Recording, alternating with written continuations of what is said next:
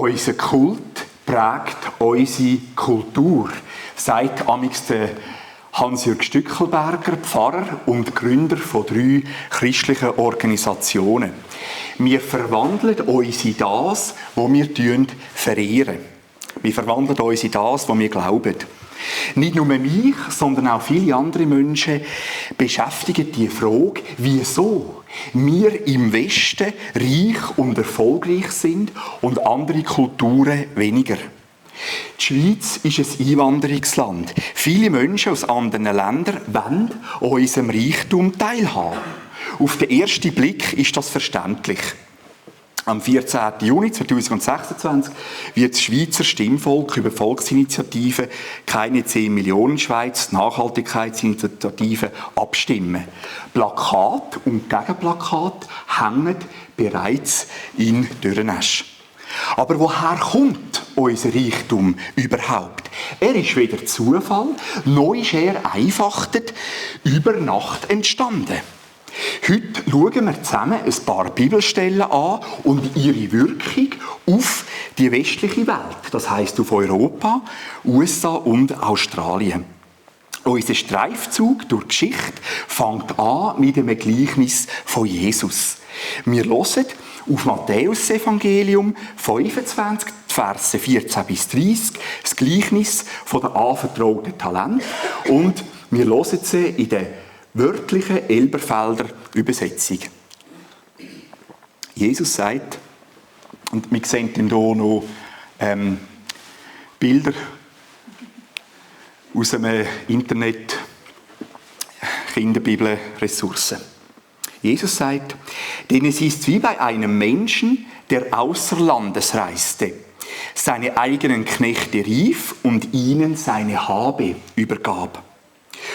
Und einem gab er 5 Talente, einem anderen 2, einem anderen 1, einem jeden nach seiner Fähigkeit und reiste außer Landes.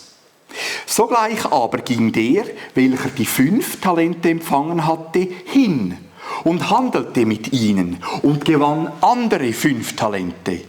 So auch der die 2 empfangen hatte, auch er gewann andere 2.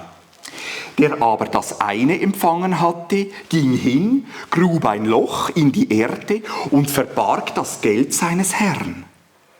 Nach langer Zeit aber kommt der Herr jener Knechte und rechnet mit ihnen ab. Und es trat herbei, der die 5 Talente empfangen hatte und brachte andere 5 Talente und sagte, Herr, 5 Talente hast du mir übergeben, siehe, andere 5 Talente habe ich dazu gewonnen. Sein Herr sprach zu ihm, recht so, du guter und treuer Knecht. Über weniges warst du treu, über vieles werde ich dich setzen. Geh hinein in die Freude deines Herrn. Es trat aber auch herbei, der die 2 Talente empfangen hatte und sprach, Herr, 2 Talente hast du mir übergeben, siehe, 2 Talente habe ich dazu gewonnen. Sein Herr sprach zu ihm, recht so, du guter und treuer Knecht. Über weniges warst du treu, über vieles werde ich dich setzen. Geh hinein in die Freude deines Herrn. Es trat aber auch herbei, der das eine Talent empfangen hatte und sprach, Herr, ich kannte dich, dass du ein harter Mann bist. Du erntest, wo du nicht gesät und sammelst, wo du nicht ausgestreut hast. Und ich fürchtete mich und ging hin und verbarg dein Talent in der Erde. Siehe, da hast du das Deine.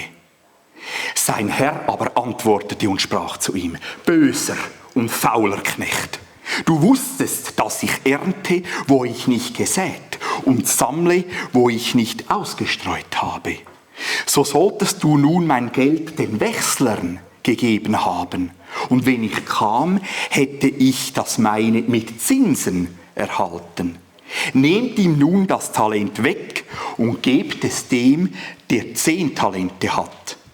Denn jedem, der hat, wird gegeben und überreichlich gewährt werden. Von dem aber, der nicht hat, Von dem wird selbst, was er hat, weggenommen werden. Und den unnützen Knecht werft hinaus in die äußere Finsternis. Da wird das Weinen und das Zähneknirschen sein. Soweit einmal das Gleichnis von Jesus.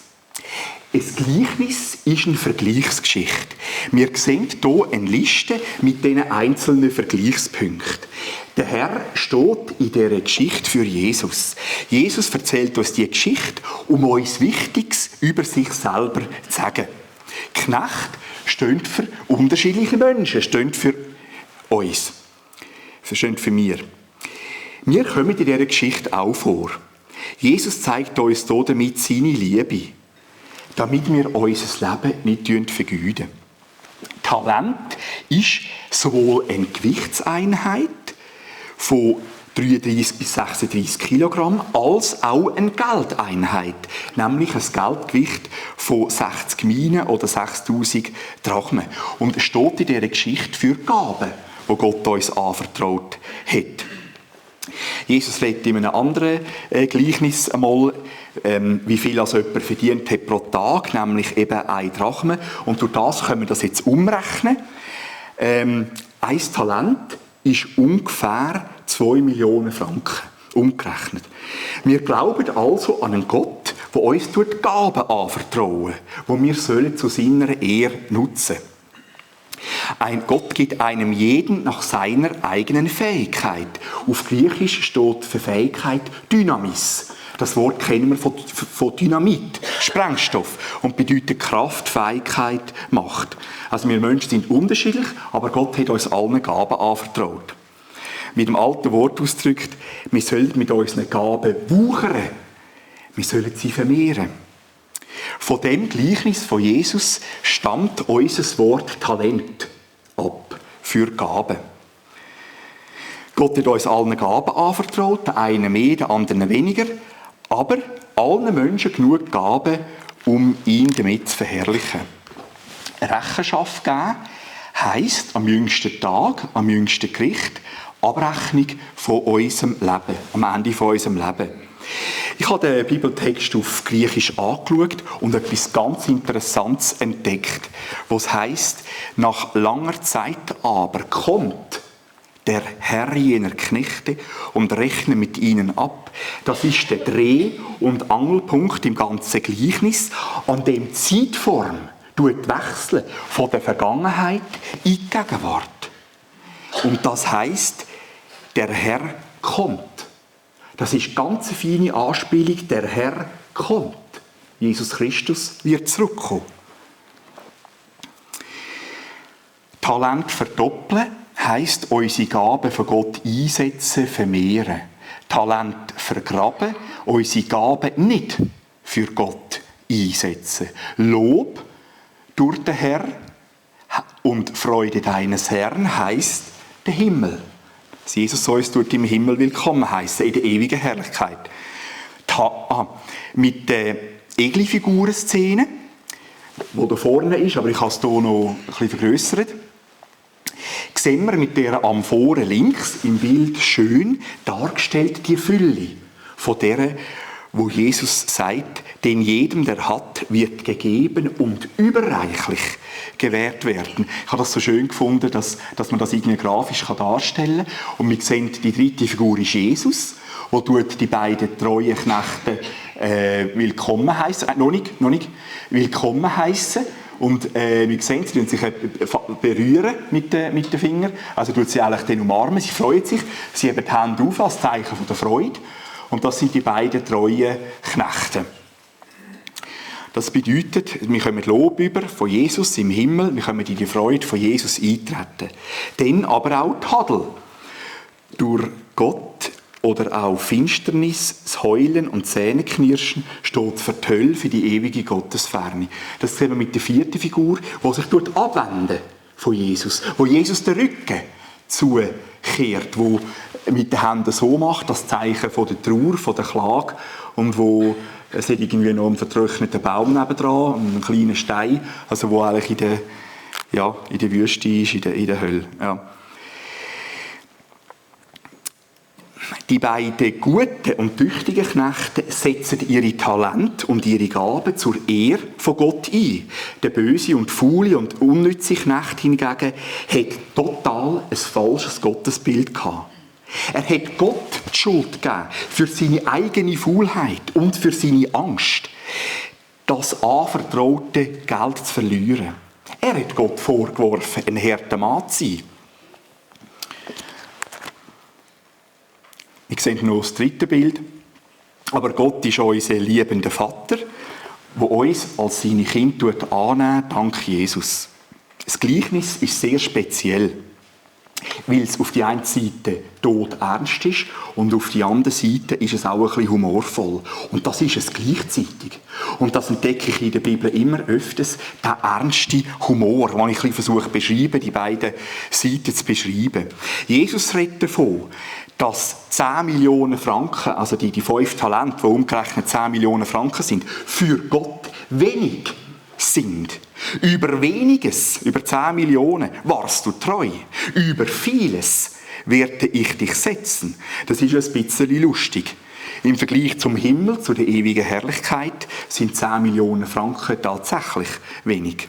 Andererseits redet Jesus auch von Himmel und Hölle, was die wichtigsten und ernstesten Themen für Zeit und Ewigkeit sind. Was zeigt uns das Gleichnis für das Gottesbild? Was können wir über Gott lernen in dieser Geschichte? Gott ist Geschäftsmann und Unternehmer. Er will, dass auch wir unternehmerisch tätig sind. Dass wir in Gottes Reich investieren. Unser Gebet, unsere Kraft, unser Geld und unsere Freizeit. Dürrenäscher Unternehmer sagen amix, wir sind Unternehmer, nicht Unterlasser. Gott will nicht, dass wir ängstlich sind und nichts wagen, sondern dass wir unsere Gaben fördern und zur Entfaltung bringen. Das Gleichnis zeigt uns Gott als Geschäftsmann, der uns auffordert, Zinsen zu generieren. Wobei Gott, das ist ganz speziell auch, das ist ganz wichtig, auch seelsorgerlich, wobei Gott nicht unser Ergebnis, ob wir 4 oder 10 Talente haben insgesamt, sondern unsere Treue zu ihm belohnt. Gott belohnt unsere Treue zu ihm. Leider gibt es auch eine Strömung im Pietismus, wo Bildung und höhere Bildung ablehnen oder abwerten. Vielleicht hast du als Kind darunter gelitten, dass deine Eltern dir gesagt haben, dass du nicht studieren sollst oder dass du keinen speziellen Beruf sollst ergreifen, der vielleicht ein bisschen herausfordernd ist. Wichtig ist, dass du deinen Eltern vergeben, auch wenn sie vielleicht schon lange gestorben sind. Und das kann auch ein Prozess sein, ein Vergebungsprozess. Aber wichtig, dass du dich auf diesen Weg machst mit der Hilfe von Jesus. Als Jüngerinnen und Jünger von Jesus sind wir Menschen, die lebenslang von ihm lernen. Kürzlich hat jemand von der Kirchenfamilie gesagt, bis zu meinem letzten Atemzug will ich von Jesus lernen. Das hat mich so gefreut. Das ist sehr eine reife und mündige Herzenshaltung. An dieser Stelle wollte ich ein bisschen ausholen. Wir glauben an einen Gott, der lesen, schreiben und rechnen. Der auch will, dass wir selber lesen, schreiben und rechnen. Für uns ist die obligatorische Schulpflicht das Normalste auf der Welt. Vor 4 Tagen hat die UNICEF einen Artikel veröffentlicht, dass in Afghanistan bis im Jahr 2030 20'000 weibliche Lehrerinnen ihre Stelle verlieren könnten, weil das Mädchen seit 2021 verboten ist, mehr als ein paar Jahre Primarschule zu besuchen. Sie dürfen keine weiterführende Schulen mehr besuchen.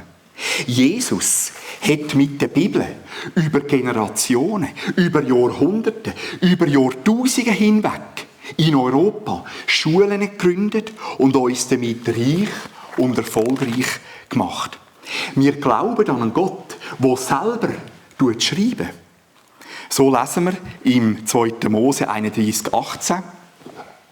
Und als er, also Gott, auf dem Berg Sinai mit Mose zu Ende geredet hatte, gab er ihm die 2 Tafeln des Zeugnisses,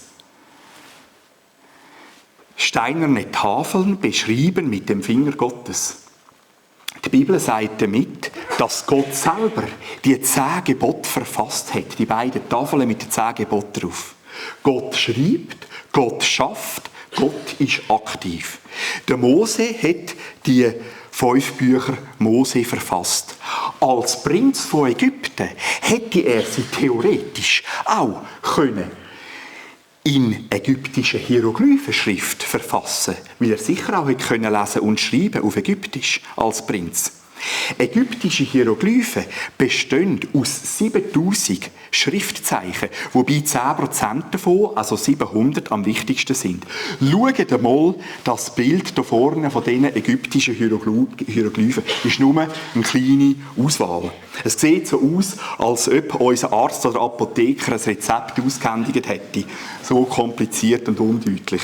Nein, nur Spass. Dagegen hat das hebräische Alphabet nur 22 Buchstaben. Das hebräische Alphabet ist meines Erachtens ein Wunder. Mit diesen 22 Buchstaben ist das ganze Alte Testament verfasst.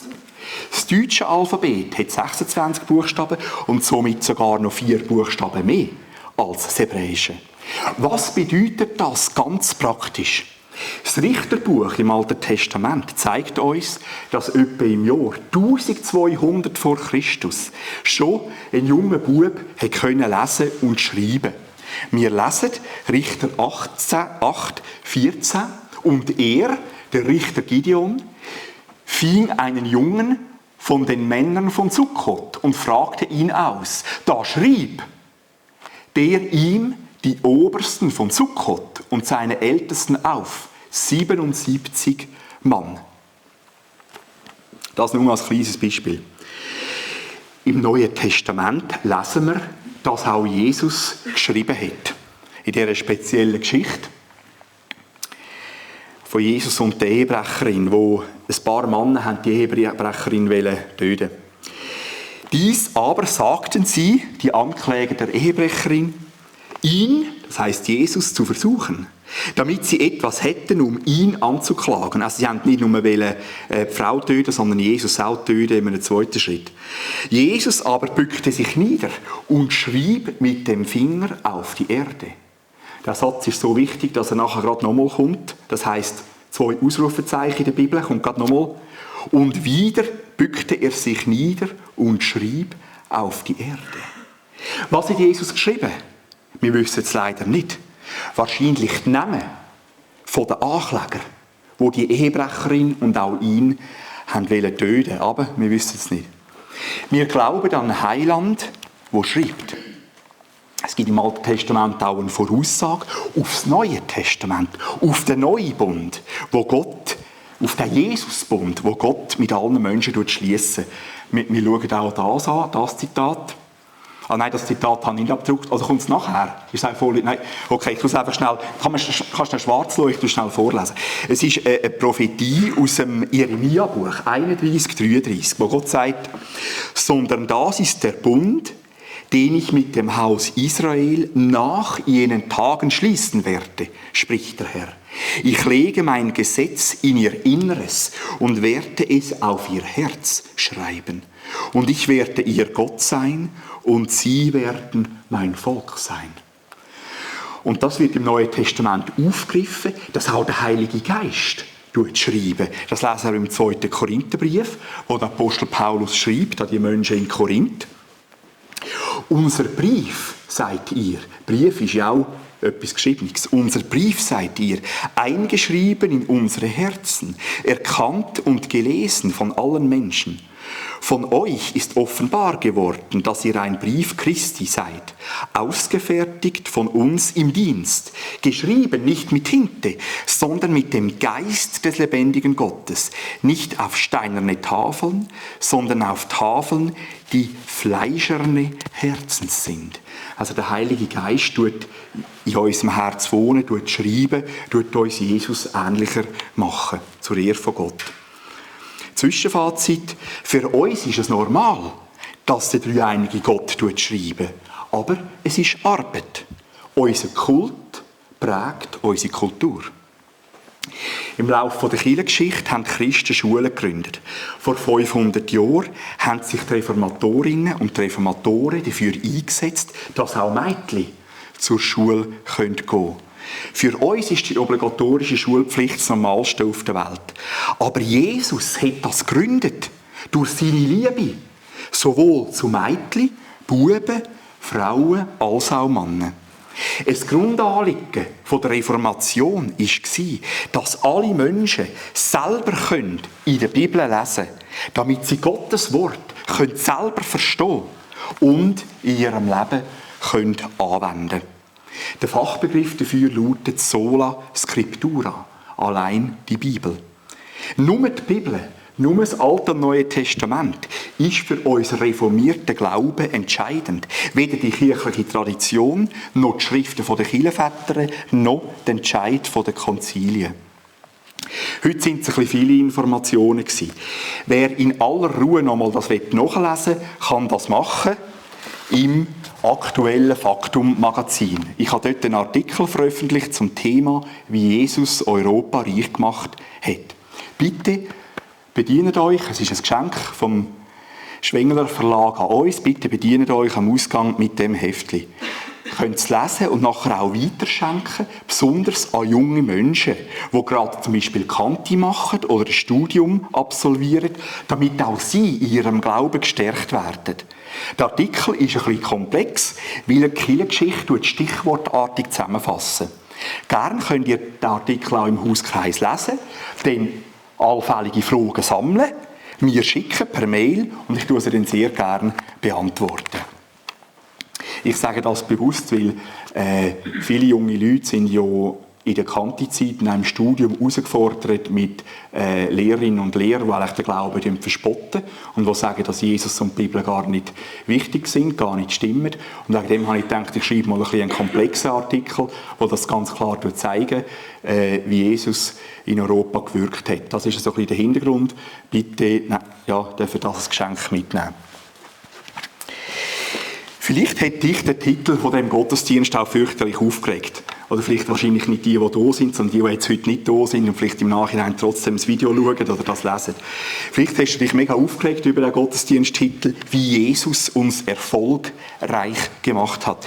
Weil es dir momentan schlecht geht und du gar nicht weisst, wie du die nächste Krankenkasse- oder Steuerrechnung kannst zahlen. Jedenfalls habe ich dich keinesfalls beschämen oder beleidigen, sondern dir Mut zusprechen. Jesus hat Europa erfolgreich gemacht und auch unseren Sozialstaat und verschiedene Hilfsorganisationen gegründet. Es gibt Situationen, in denen man auf Unterstützung angewiesen ist. Und wir dürfen die Unterstützung auch in Anspruch nehmen.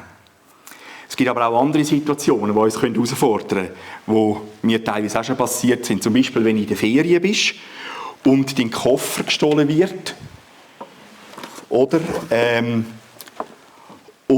dein Koffer kommt nicht an. Oder besser gesagt, du bist in der Ferien und dein Koffer ist noch jemand anders als du bist, an einem anderen Flughafen als du. Und im ersten Moment denkst du, jetzt habe ich gar nichts mehr. Und dann gehst du in dein Hotel und dann nimmst du die Gideon-Bibel für, die dort ist. Und dann kannst du sagen, ich kann alles, weil Jesus mit mir redet. Oder dein ganze Leben bricht zusammen, was wir natürlich nicht hoffen. Weil du zu Unrecht musst im Gefängnis sein, dann kannst du die Bibel führen, die Gideon-Bibel, und kannst sagen, ich kann alles, weil Jesus zu mir redet. Herr, dein Wort, die edle Gabe, diesen Schatz erhalte mir, den ich sie in aller habe und dem größten Reichtum für. Wenn dein Wort nicht mehr soll gelten, worauf soll der Glaube ruhen? Mir ist nicht um 1000 Welten, sondern um dein Wort zu tun. Das ist ein Gedicht und ein Lied, das der Nikolaus Ludwig Graf von Zinzendorf verfasst hat, das auch mich sehr geprägt hat, das mich bewegt, das auch zeigt, wie wichtig die Bibel ist. Jesus ist der Allerbeste. Unser Kult prägt unsere Kultur. Wenn wir an Jesus glauben und ihm vertrauen, dann verändert auch er unser ganzes Leben. Jesus hat unsere Schuld und Sünde getragen, damit er auch zu uns einmal sagen kann, recht so, du gute und treue Magd, du guter und treuer Knecht. Über weniges warst du treu, über vieles werde ich dich setzen. Geh hinein in die Freude deines Herrn. Amen.